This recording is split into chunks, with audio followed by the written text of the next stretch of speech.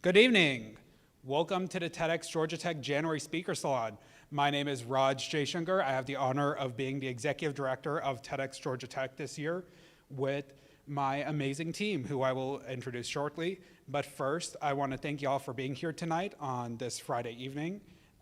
Thank you for giving us your time on Friday. I know everybody wants to just relax and watch a movie, but I hope we can give you some food for thought first before you get on with your night. Now, today, our collection of speakers today are all women. So the reason for this is our theme this year is Embark, and when you embark on a journey, it's really important to have a diverse set of voices around you. You want to listen from people who are not like you, to hear different perspectives, and to make sure that your journey and what you learn along the way is maximized, and that you can be the best version of yourself, right? And what we know, what we want to bring here is a team of women who have amazing ideas and stories that they want to share to all of you, and that maybe would not have normally had the chance or would have felt underappreciated, but we want an event to highlight those voices slowly. And before we turn it off to them, I want to take a moment to thank our sponsors, the Tech Square Atlanta Social Club, as well as Moe's Southwest Grill. And I also want to go ahead and thank our amazing team for once again coming with me on this incredible journey. There's about 15 of us here, all socially distanced, wearing masks, that have worked tirelessly for 2 months to put this event together. And I'm so proud of them. They have done everything that I could have asked them to do, and they are killing it. And I know they're gonna deliver one more great event this semester, as well as a great event tonight. Now, without further ado, I once again, please take a moment to listen, pay attention to what's being said today, really learn and appreciate the content of these speakers, and then share it with everybody around you. Show your friends these talks, share your family members, your colleagues, and talk about them, right? And I always tell people, like, what we give you here doesn't matter if you guys don't share them and talk about them, because that's where ideas really take off and become movements and lessons that we can all take into today's society. And without further ado, I want to introduce our MC, Iman Mustafa, our Director of Speakers.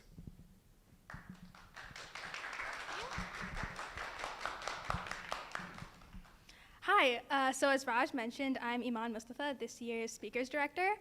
So our first speaker, her name is Elizabeth Krakowski. She graduated recently in 2020 from Georgia Tech with a degree in public policy and is now working full-time at Salesforce.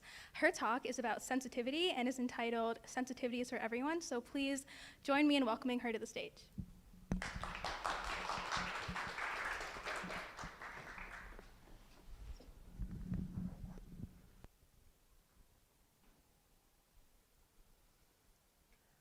When I was 6, my grandfather passed away.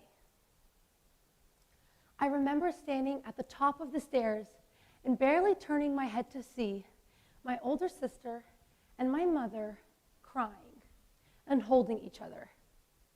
I had knew what had happened, but I just couldn't muster the tears to cry or support them. At the funeral, I was merely in attendance, and my eyes, they dug into the ground to avoid revealing my absence of distress. Sure, I was young. I was just 6, but for a while, I was unbothered by the lack of emotion that I displayed during my grandfather's death. It wasn't until I was about 11, entering middle school and undergoing the many changes that time entails, when I was struck with the realization that there was something missing of myself, genuine sensitivity. I thought back to my grandfather's death, and I cried. And I still do this today because I so badly wished that I could have just been a little bit more sensitive at that time. I want us all to imagine a moment where we wish we could have been more emotional or maybe more comforting. If we could change something about that moment, what would we change? Would we maybe choose to become more sensitive? Now, I believe that everyone can be sensitive, but it's going to come down to our willingness to change, our willingness to incorporate seemingly little actions that make a huge and remarkable difference.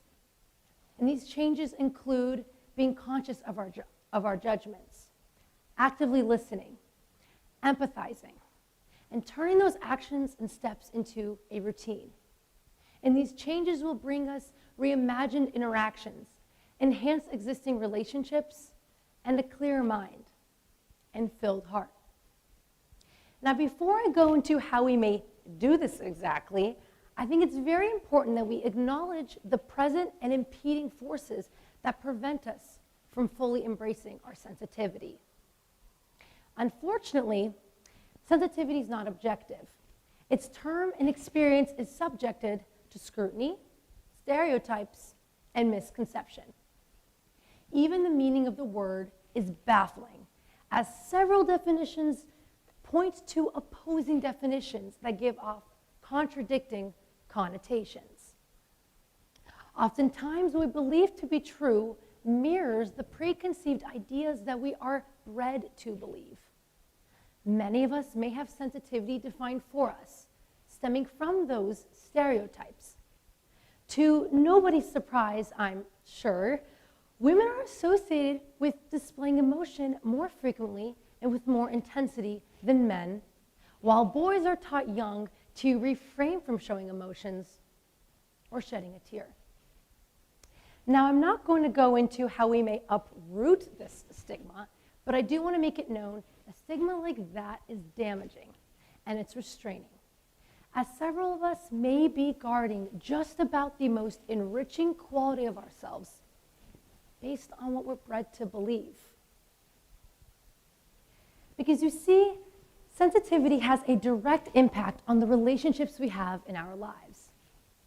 Since graduating from Georgia Tech, I have gained an incredible manager at work who goes out of her way to open her mind to other people's life experiences and foster an inclusive environment at work. She highlights different holidays that are important to us team members. She opens her mind to other people's opinions, and she checks in on us, both professionally and personally. Now, my manager's intentionality to foster inclusion in her relationships is a product of her sensitivity. And this quality is essential, crucial, I may say, when it comes to creating and nurturing relationships. Life is not meant to be experienced alone. We are all connected, and we live in this world crafted by our hands together. And to be the best versions of ourselves in this ever more connected world, we ought to be sensitive, caring, and seeking to provide comfort to others, being self-aware, forgiving, and accepting, balancing both our wants and our needs with the world's. Now, actions speak louder than words, right? And again, I believe everyone can be sensitive, but that is no easy feat without work. But it's worthwhile work, I promise. Fully embracing your sensitivity may seem daunting at first, but it will quickly feel intuitive, as sensitivity is something we have been practicing our entire lives. We may have just lost touch with it, and I'm excited to bring back what we may be missing. Now, the first step of enhancing and embracing our sensitivity is to consider beyond what meets our eyes.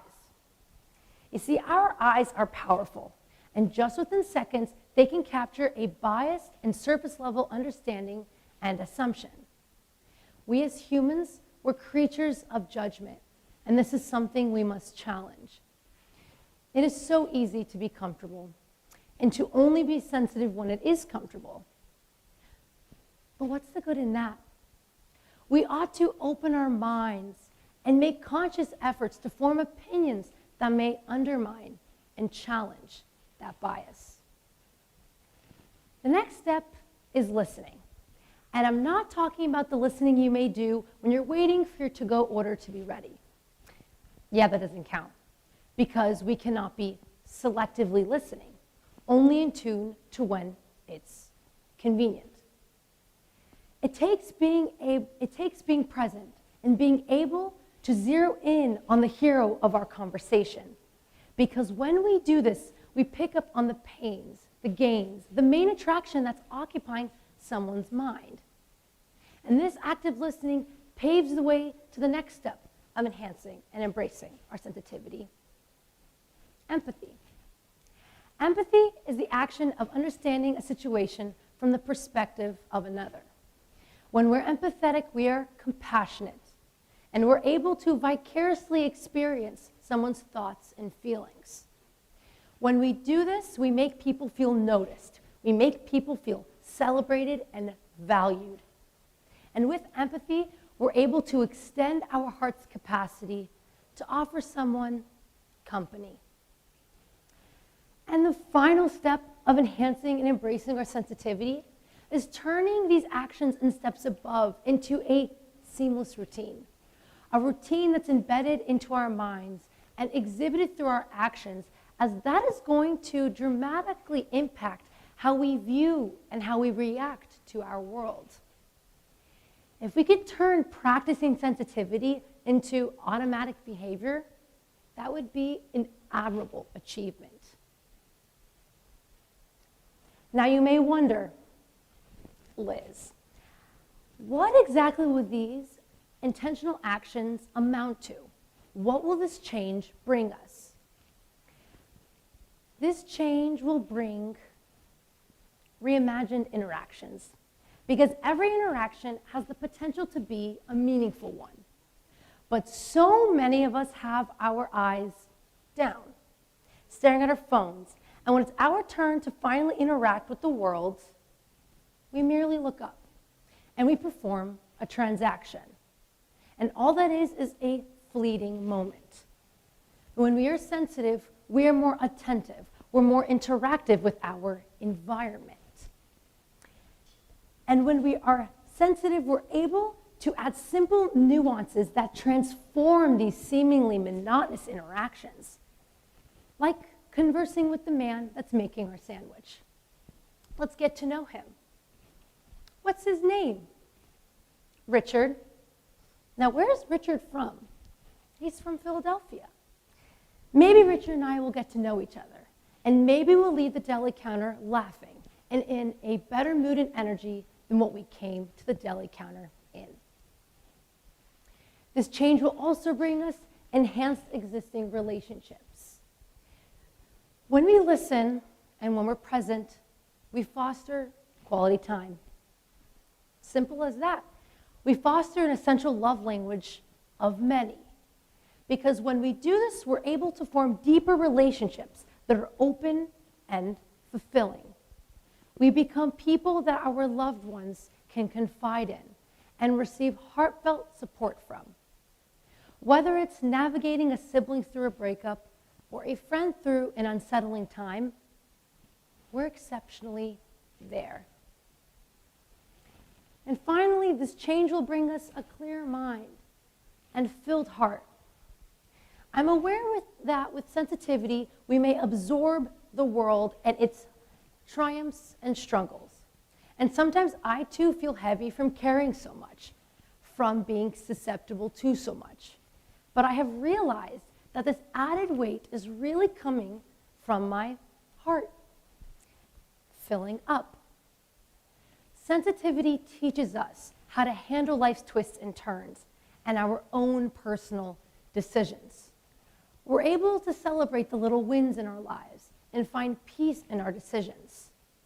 We may be more likely to forgive ourselves and of others, and we are less likely to hold grudges or resent a person. And maybe we sometimes expect the unexpected. We hold little expectations because the unpredictability of life just provides that much more to enjoy and experience. With all the positive change that sensitivity brings, what are we waiting for? Imagine that moment again, the one you wish you could have changed. Now picture improving that moment. Picture being sensitive. We ought to open our minds and our hearts to the intention for change, because as Winston Churchill once said, to improve is to change, and to be perfect is to change often. We may not be the best versions of ourselves, and heck, we may never be. But being sensitive gets us closer to being the best versions of ourselves in this ever more connected world. Thank you.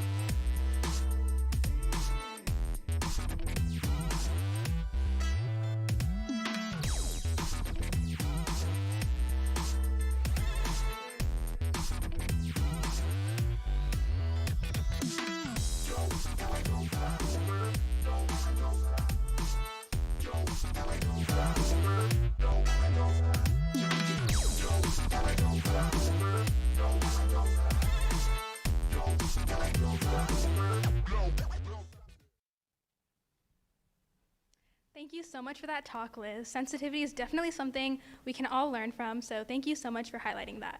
Our next speaker, Ann Jones, graduated from Georgia Tech in 1992 with a degree in industrial engineering, and then went on to Harvard Business School, where she learned about the case method. She then re-engineered this method she learned into parenting and how that can be applied to different types of relationships. So please welcome Ann Jones as she gives her talk.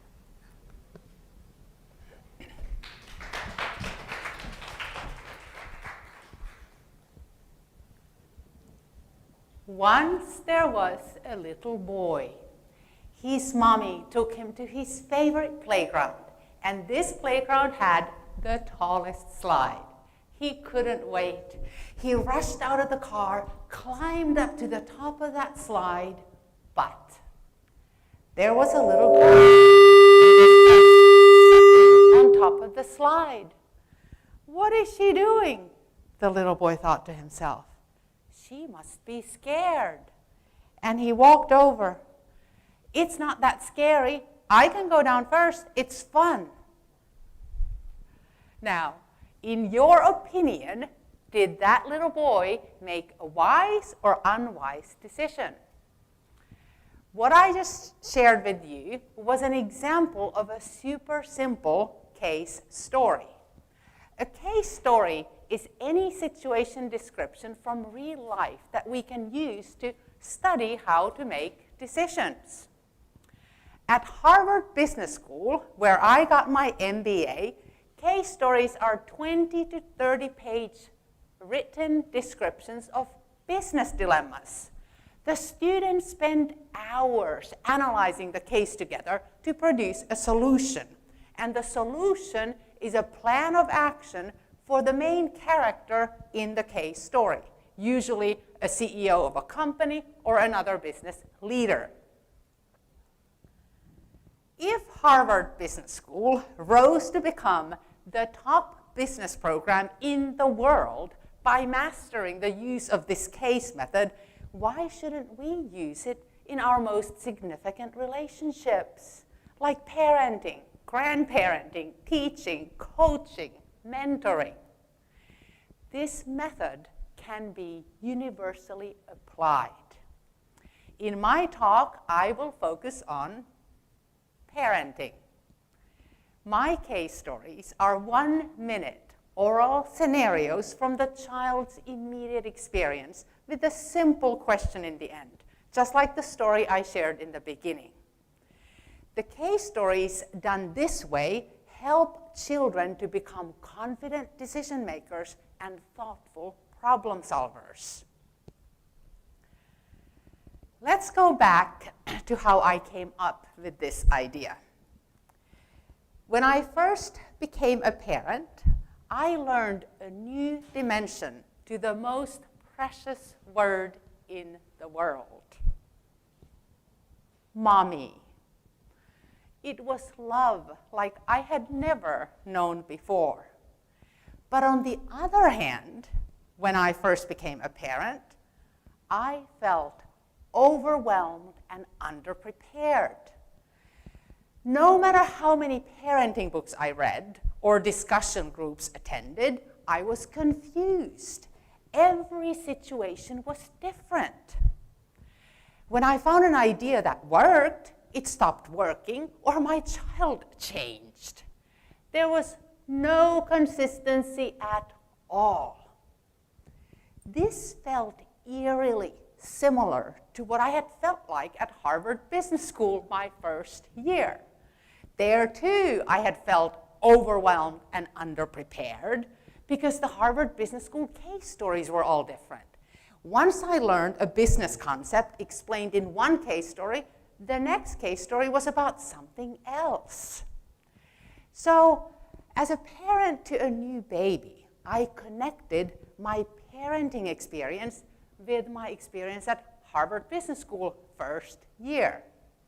So I began to wonder, how could I use this case method that had helped me deal with the ambiguity of business dilemmas to help me deal with the ambiguity of parenting dilemmas? At the same time, my youngest son, Jupiter, loved stories. And his favorite book series was Berenstain Bears. Exquisitely illustrated, eloquently written. But surprise, Jupiter preferred it when I told him stories about this little guy, Baby Bunny, his favorite lovey. Now, I'm not a native English speaker, so my stories were not eloquent, but plain and simple, and yet Jupiter preferred them. During this time, for myself, I was studying the book of Proverbs in the Bible and learning about the importance of wisdom in life. I thought, how could I use these baby bunny stories that Jupiter loved so much to teach him something valuable, like wisdom or wise decisions? I'm also an engineer from Georgia Tech. So I thought I could do some parenting engineering. And so I took the Harvard Business School case method I described earlier, and I stripped it into its bare bones. My stories keep the power of the case method, yet they are super simple. In a way, what I was doing was parenting upside down. Because traditionally, we teach our children what to do, and then we establish elaborate systems to control and monitor those behaviors. Not so with the case method. The idea of the case method is to usher the child to think for himself, starting with the simplest decisions. So how does it work? As the child listens to the story, she imagines herself in it.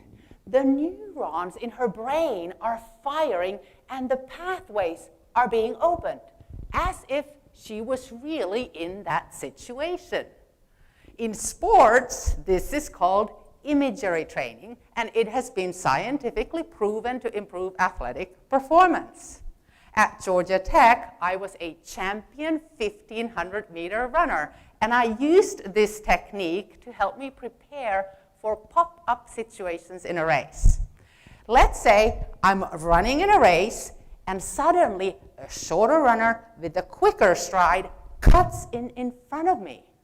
This can get me all tripped up and lose distance. But I was prepared. A friend said, "Anne, great instincts." And I thought, hogwash, I had been practicing in my head. And in the same way as the child listens, she imprints that decision process in her brain, and her neural networks are prepped for real life. So what does it take for you to do this, to build case stories? 2 things. First, you have to qualify, and second, you have to understand the basic structure of a case story. Here is the qualification. Raise your hand if you were once 4 years old. Everyone. We all have what it takes to do this. Somewhere within us, we have the ability to imagine and immerse fully in a story. No Harvard degree required. Second, let's go over the case story structure. We'll do this with an example. And as you listen to this example, consider the structure. What are the key elements in any case story? Here is the example. Once there was a little boy. It was Halloween, and he was dressed up as a doctor. His daddy was a doctor, and the little boy loved his daddy. Daddy helped other people. In their neighborhood, they had this parade where the children marched to show off their costumes, and the little boy had just finished in the parade when he noticed that one of his friends was out there crying. The little boy thought to himself, I know, she must have been spooked by that scary-looking gorilla costume. But I am a doctor. I can help. So he walked over to his friend and said, it is not a real gorilla. It's just somebody inside a costume. Now, did that little boy make a wise or unwise decision? When I shared this story with Jupiter, my son, he knew it was a wise decision. And so I hugged him. Good job, Jupiter. You know how to make wise decisions and how to be helpful. So there you have it. Did you detect the key elements in that case story process? The key elements are the same, whether we're talking about Harvard Business School case stories or simple case stories for children like that. Let's go through them so you know how to do this. When I first started out, I immediately introduced the case protagonist. Not a CEO of a company, but a simple character with whom the child identifies. I've used a generic little boy, but you can pick anyone you want. And then there is the situation, or the story, a single incident from the child's immediate experience. At the end of the story, there is a dilemma. The case protagonist is faced with what to do, followed by a decision or an action which you then turn to your child to evaluate. Alternatively, if you want to make the stories more challenging, you can do what they do at Harvard Business School. You ask an open-ended question. And in our example, this would be, what do you think the little boy should do? And finally, in the end, how I hugged Jupiter and told him how wise he was and how he knew how to make wise decisions. The reward. Without the reward, the process will fail. You shower your child with encouragement, love, and conversation. So, you have what it takes to do this. You've been 4 years old. And you understand the key elements that make up a case story. What do you think is the big idea that makes this work? the grease on the wheel, so to speak. It is trust. Trust. To make this work, you must give your child time and space to think and develop her own answer. It may not be the solution you want, but so be it. Let it go. Have a conversation. Learn more about what she thinks, but please trust her. Putting words in your child's mouth or using this idea to lecture are sure ways to ruin the fun process. It may be crystal clear that the Harvard professors can trust that their students have what it takes to learn via this process that puts so much responsibility of the learning on the student. But what about children? Can we trust that they have what it takes to do this? Yes. I believe that all children are strong and rich and capable on the inside, that all children have the potential and the preparedness, the curiosity and the interest to construct their own learning and to negotiate with all the things that comes to them from their environment. Believe it or not, simply trusting your child ushers in ownership and learning. So you see, this is so simple to do. You have nothing to lose to embark on the process. It's not like you're testing a drug on your child. You're trying stories. For children, this is fun. They learn to think for themselves, to own their decisions, and to be proud of them. They grow self-confidence. They learn that they have what it takes to face life as it comes to them wisely. And finally, they develop what I call mental grit, the ability to stand firm on what you believe in, even under peer pressure, something that becomes more and more valuable as the child grows older. And for parents, it's about how to stop worrying about your kids and start having fun with them. Remember, this is a proven methodology. It's not something I came up with. The CASE method is used at business schools and law schools around the world. As you engage in stories like this, you're creating a safe environment for discussions, even the uncomfortable topics, because remember, you're talking about them in the third person. And finally, my greatest personal benefit that I have gained from this process has been that I have bonded with my son. Sharing stories about my son's life from his perspective communicates love in a way that is hard to beat. What do you think your children desire from you the most? Love. Love. Remember, you are the guardians of human connections to your children.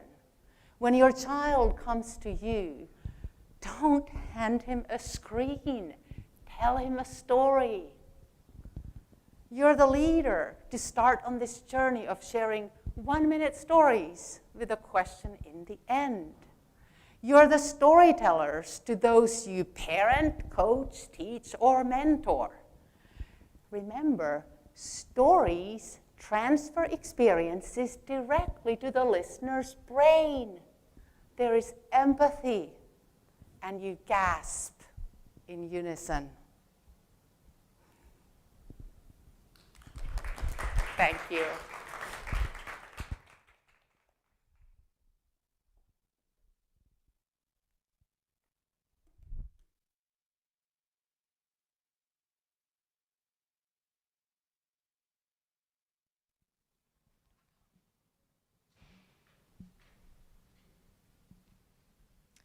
Thank you, Anne, for that interesting take on how case methods and storytelling can be applied to different relationships in our lives. Our next speaker, Nandita Gupta, graduated in 2020 from Georgia Tech with a master's in human-computer interaction. She is now about to start working full-time at Microsoft, and her talk is about accessibility. Her talk is entitled Embarking on My Accessibility Journey, and I'd love to welcome her to the stage now.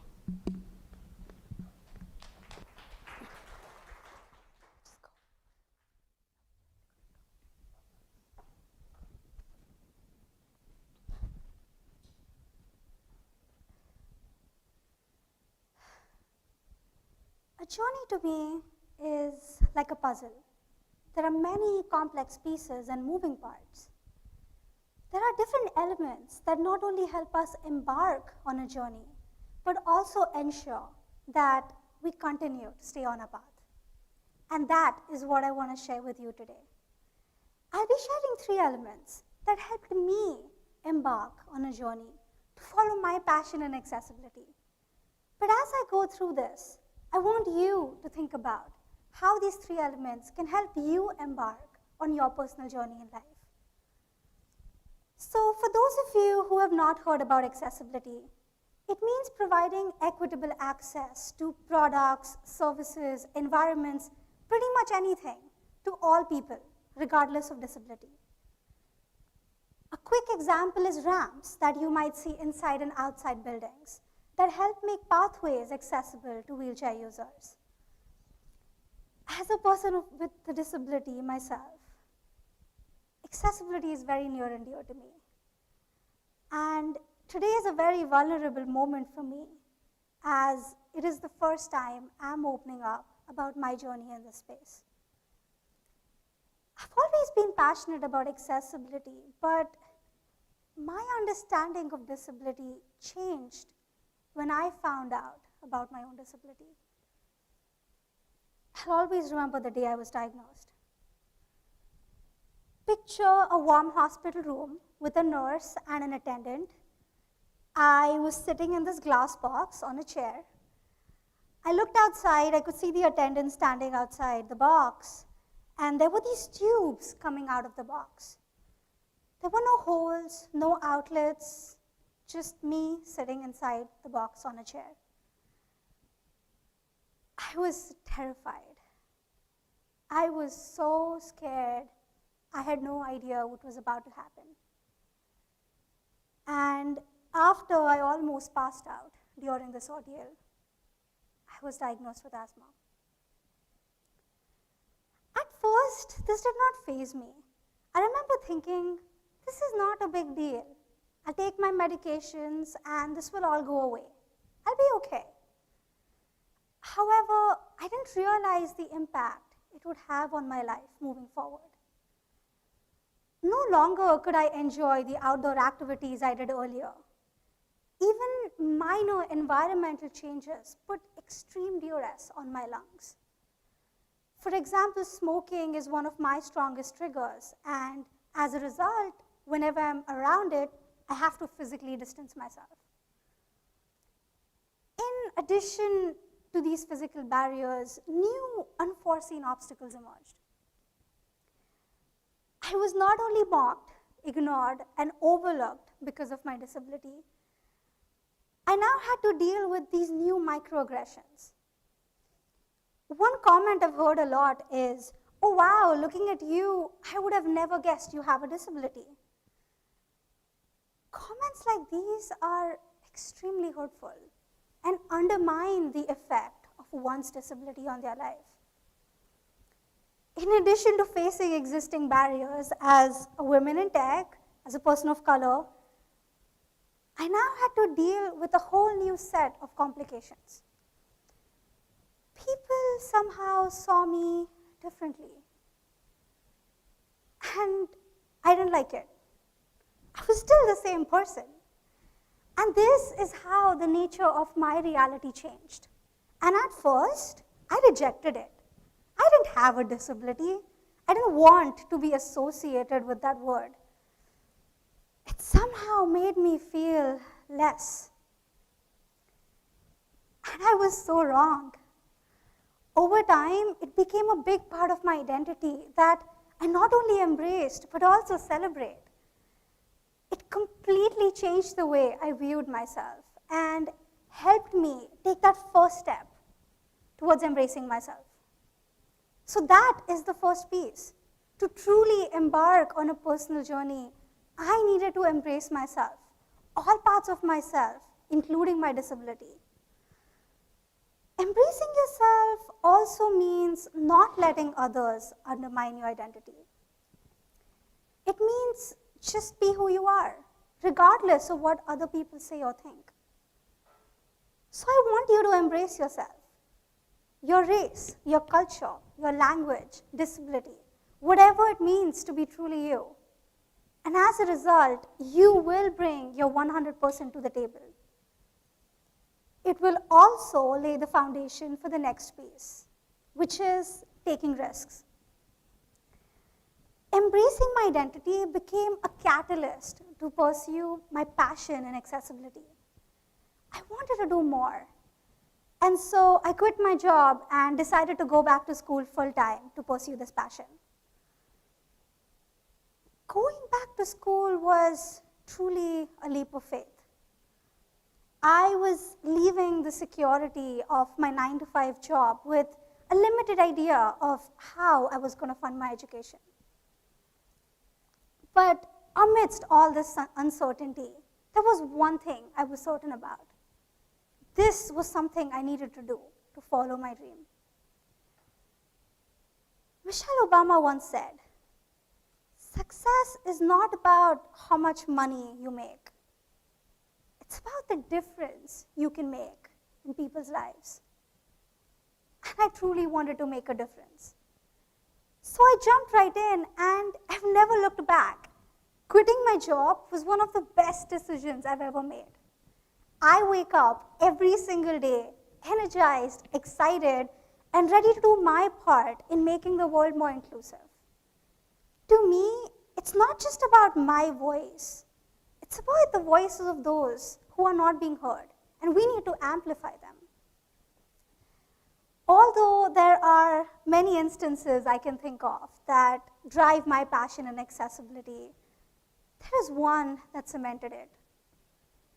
This was right after I had quit my job and started graduate school here at Georgia Tech. I was working with the team on an industry project, and we were working on creating inclusive experiences for people visiting the zoo with a focus on visual accessibility. Having seen my grandfather lose his eyesight, this project was incredibly close to my heart. We were working with a group of women, each with unique vision needs. And their feedback was instrumental in shaping the ideas of a project. Over a course of a couple of weeks, we had seen them interact with different elements at the zoo, such as posters and artifacts. And unfortunately, they found them to be severely lacking. Experiencing that exclusion through their eyes was illuminating. Throughout the project, we conducted various interviews, but it's that last one that is imprinted on my mind. We were sitting around the table, eating snacks and sharing stories of our experiences. I remember sitting there and nibbling on my blueberry scone. I really do love those. When one of the ladies said, "Thank you for making us feel included and for making sure our voice is heard." There was not a single dry eye in the room, and I knew that from that moment on, this is what I wanted to work on every single day. We have a saying in the disability community, "Nothing about us without us." And that is what I wanted to work on every single day. I wanted to be a part of bringing more voices to the table to ensure that people with disabilities were an integral part of the process. So I want you to know that when you embark on these new journeys, you will have to take risks. It can be scary. You are going to be scared. But be comfortable with uncertainty. If I had not ventured into the unknown, I would have always regretted that road not taken. So when you take that risk, know in your heart that you did everything in your power to make your dream happen.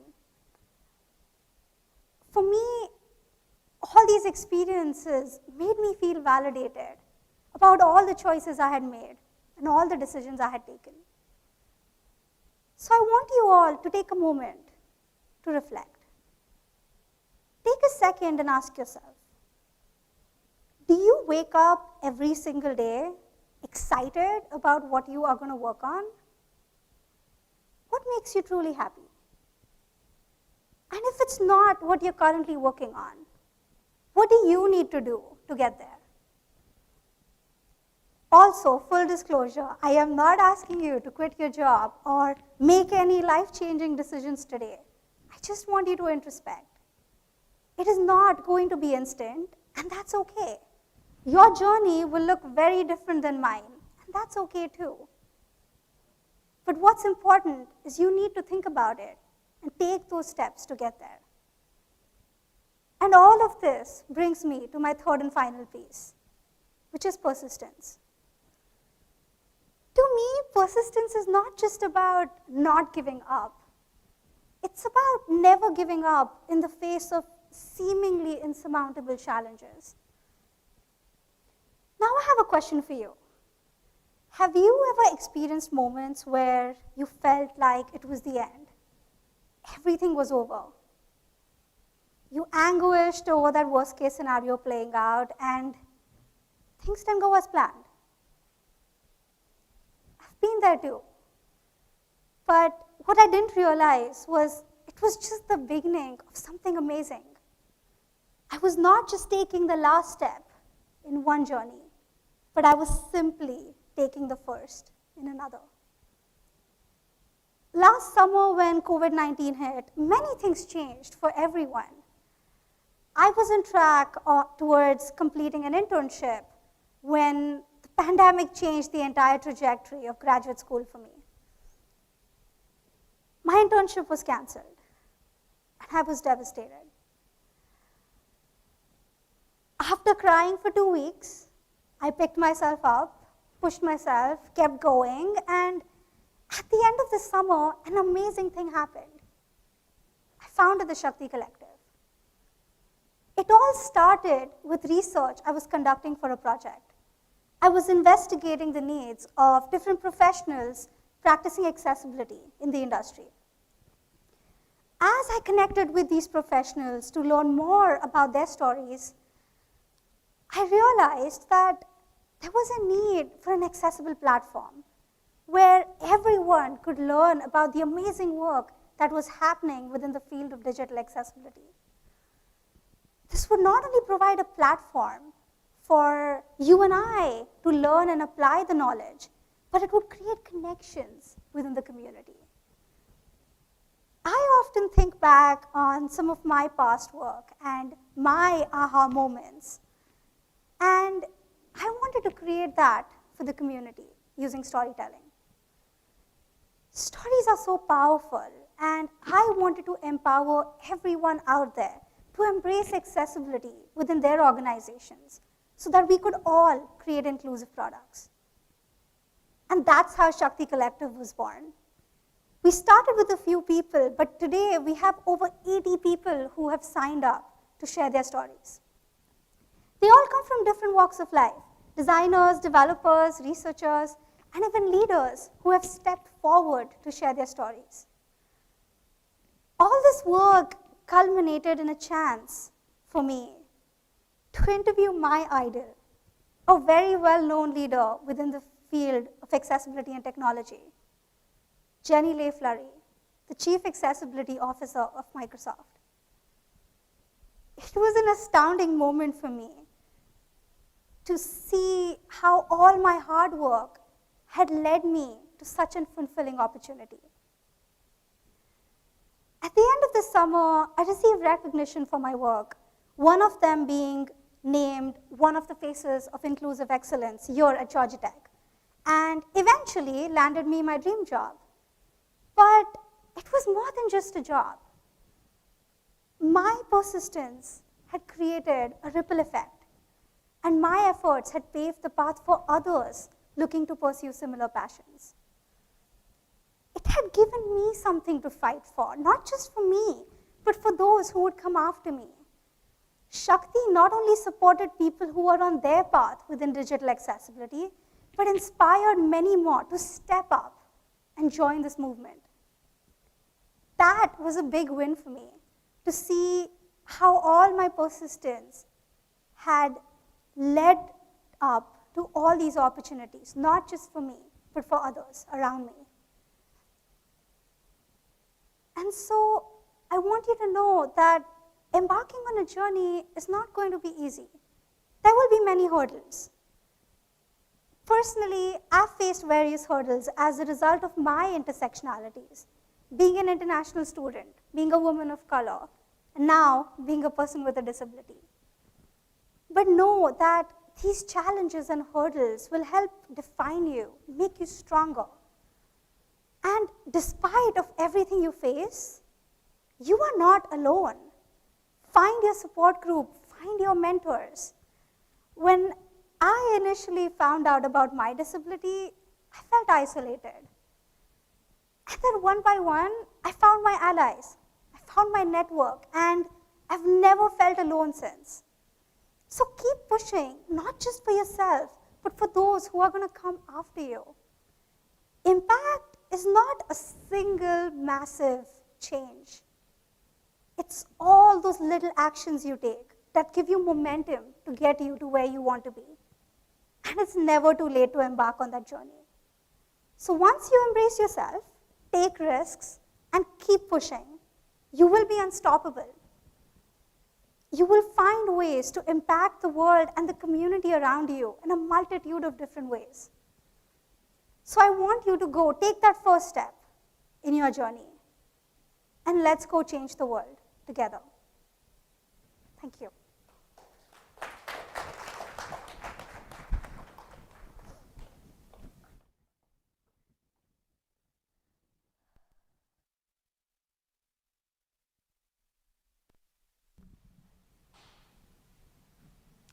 Thank you, Nandita, for sharing your story with us. Disabilities are something that so many of us interact with, whether personally or through our relationships.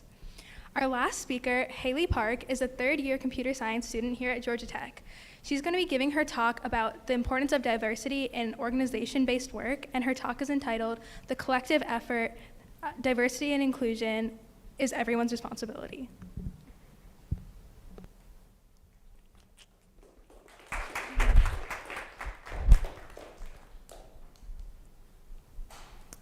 In elementary school, I remember there was a day when everybody got to bring their favorite snack for the entire class to share. I'm sure you can imagine everybody's shock when I walked in with 3 jumbo bags of shrimp-flavored crackers that I had begged my mom to go buy at H Mart the weekend before. I can still hear everybody's ews and "I can't believe you eat those" as I sat at my desk and scarfed down a Pop-Tart when all I really wanted to eat was my shrimp-flavored crackers. I was the only Asian person in my entire elementary school, besides my mom, who was a teacher there. I didn't really realize how odd this was until I got to a more diverse middle school and actually had somebody who looked like me in my class. Or rather, just somebody who didn't look like everybody else. I can still remember sitting with one of my friends in middle school and them pulling out their own bag of shrimp-flavored crackers. From that point onwards, I realized I was a better version of myself when surrounded with diversity. Flash forward, I am now a third-year computer science major at Georgia Tech, and I am passionate about restructuring and creating organizations that treat diversity, equity, and inclusion as core values. The reason why I believe focusing on organizations is so pivotal to this movement is because they serve as a main form of social life, especially for college students. People join these teams to gain a sense of community and end up dedicating significant time and effort to their causes. I just want to start with some basic questions. How many of you are in an organization? how many of you believe that diversity, equity, and inclusion should be important values of that organization? I hope that by the end of this talk, I'm able to share my story and experiences and provide the tools to equip us all to go back to our organizations and ensure that diversity, equity, and inclusion are at their core. I want to acknowledge that diversity, equity, and inclusion, or DEI as it is commonly referred to, has become somewhat of a buzzword recently. Although I do think acknowledgement and awareness is a step in the right direction, there needs to be actions behind those words in order for DEI to actually mean something and have a positive impact. As a woman of color in a national Panhellenic sorority, I know what it feels like to be tokenized and unappreciated, and I have felt anger. Anger that sororities still post photos of only white sisters.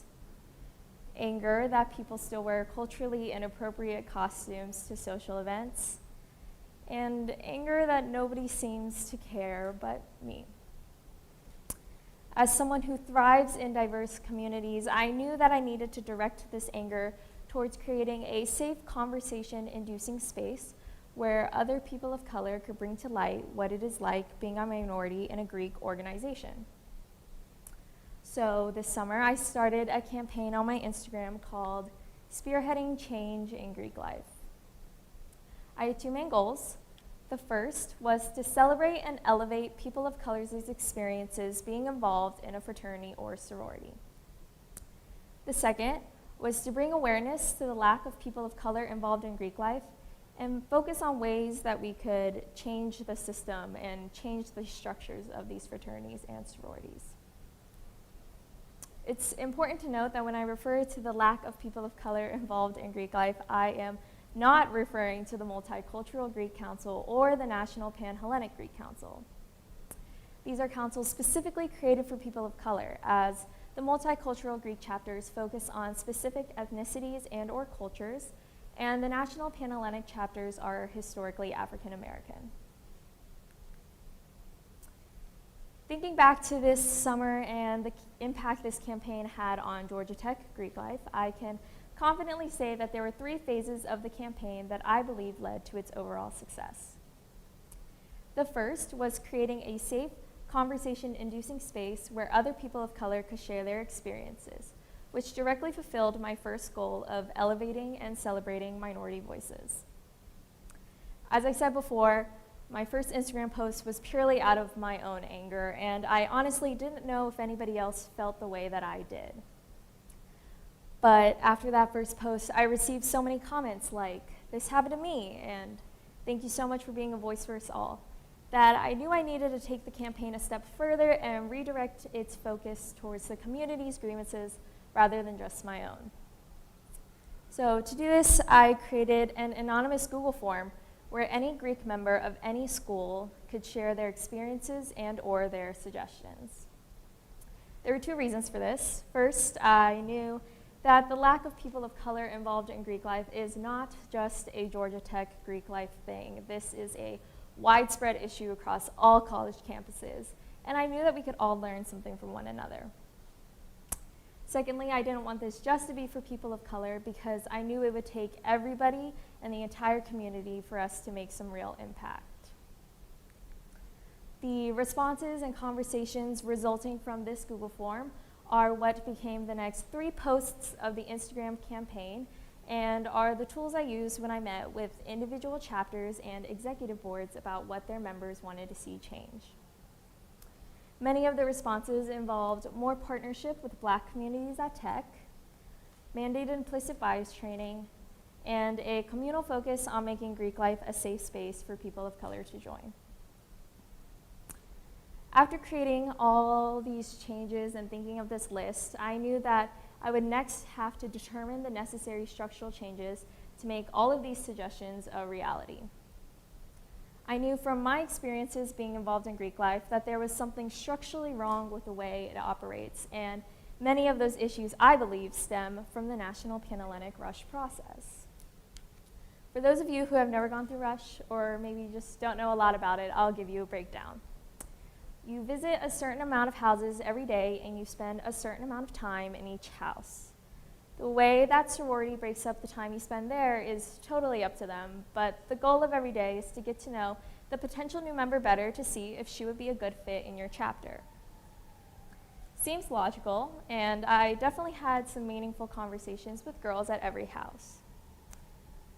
Although my rush process was successful, as in I ended up at my top choice, there was just one thing I wasn't quite prepared for walking into all those houses: the sheer whiteness. Being a woman of color in a house full of white women who I was supposed to be impressing felt wrong, and I was anxious about my joining, to say the least.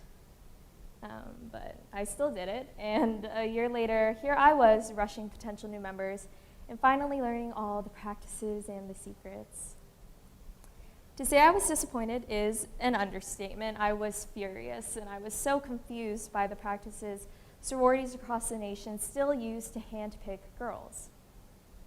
It felt like many of these practices were kept just to keep the sorority white. One example of this being legacy status. Being a legacy means that somebody in your family was in a specific sorority, so you have legacy status for that chapter of that sorority at the school you're rushing at. In principle, this seems like a really good way to keep younger generations of a family connected to older generations. However, Greek life is expensive, and it always has been. And from its onset on college campuses, there was only really one group of people that could afford to join: white men and white women.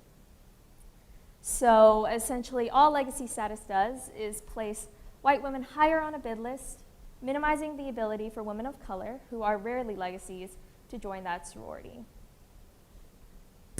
I also wanted to focus on creating relationships with the Multicultural Greek Council and the National Panhellenic Greek Council.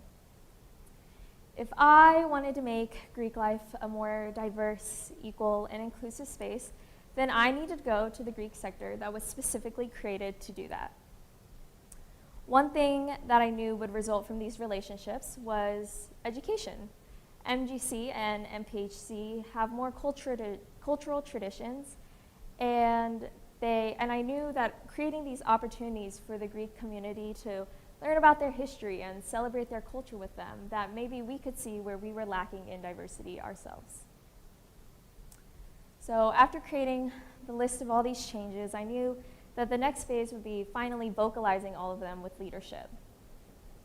Within 4 days of my first Instagram post, I had meetings lined up with Georgia Tech Student Government Association, every Greek Council's executive boards, and I was presenting at a meeting for all the Greek presidents. This was a total of 45 groups on campus. I was amazed. This was a direct result of the entire community coming to repost, share, and call for long overdue changes.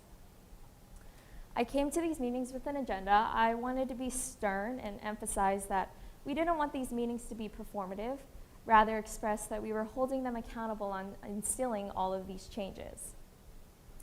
Some of the changes that I brought up was mandated implicit bias training, which actually ended up happening for all of the National Panhellenic Women's chapters as women, reducing the price of rush, and organizing events where all 4 Greek councils could attend and get to know one another.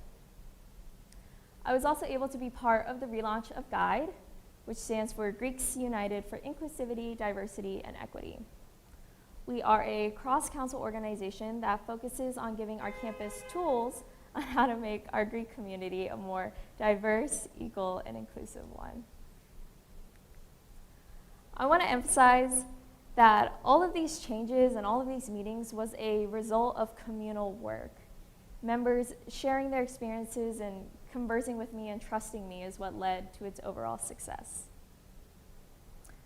I know that my work regarding DEI is targeted at the Greek community, but it's important to note that I think that this movement is pivotal to all organizations.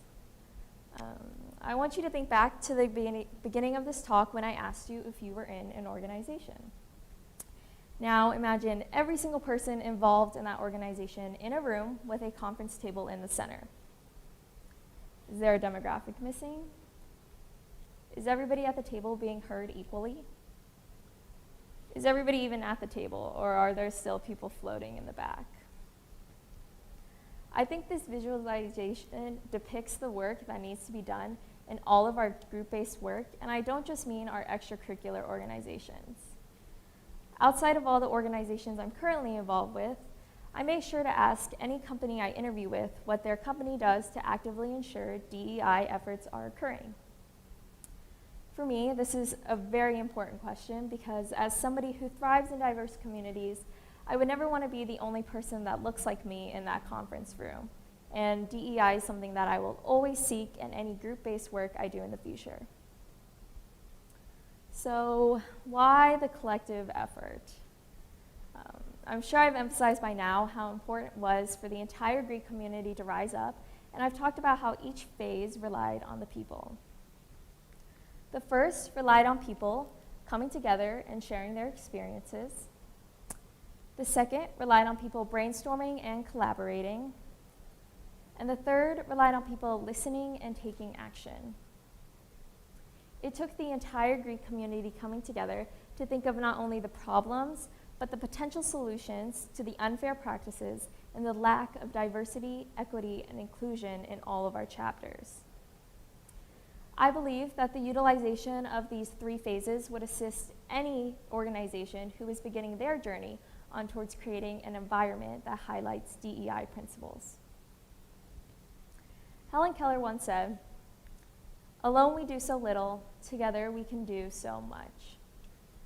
I encourage you to keep this quote in your focus because instilling this togetherness she calls for is what will not only create a culture shift within our organizations, but within our society as a whole.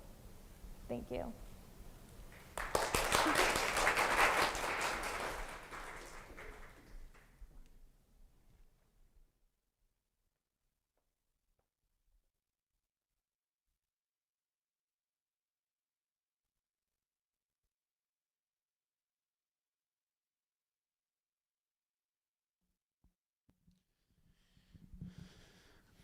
All right, so once again, my name is Raj. I'm the Executive Director of TEDx Georgia Tech. Those were our 4 amazing speakers. Thank you all for coming to tonight's event. I really appreciate your time and taking the time to listen to our amazing speakers and see all the hard work that our team put in. If you're inspired by the talks that you've seen here today, please share them with your friends, talk about them with the people you know. Like I said before, if we talk about the ideas we hear about, they can go places. If not, they will not work. Likewise, take them, make them your own. Everybody's capable of creating unique ideas. I know you guys are too. Once again, thank you to our 4 amazing speakers, as well as my incredible team that's worked really hard to put on this event. Y'all are amazing. If you want to give your own TED Talk, we have one more event coming up in April focused on sustainability. If you are interested, please reach out.